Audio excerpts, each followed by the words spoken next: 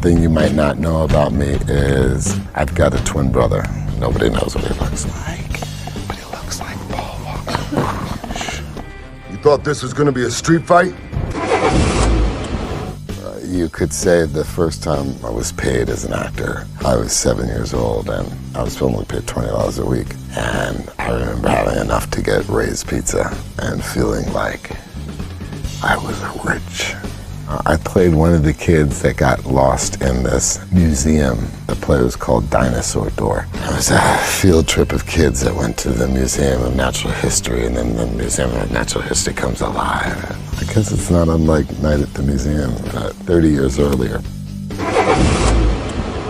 Long before I was in movies, when I used to drive from New York City as a teenager down to Miami, I'd rent a car and I'd just try to drive them somewhere around North Carolina. You always got a ticket.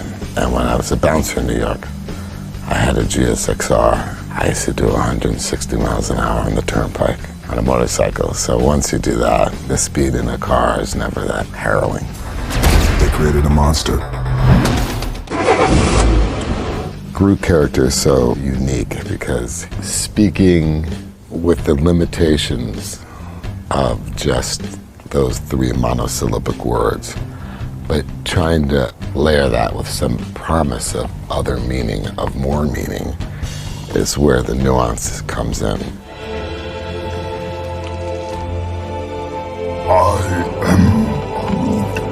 He needed to have this kind of formidable voice while allowing for some innocence. I was inspired by my 3-year-old son at the time, so I always imagined that the character would have to connect to a child.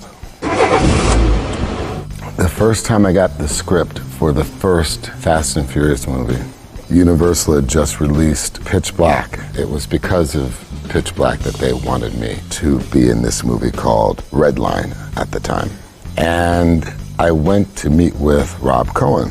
He described to me one shot. He described to me the shot where the camera goes through my eyes, down my arm, and into the car. And I thought it was such a cool image, and I'd never seen anything like it, that I signed on to do the movie.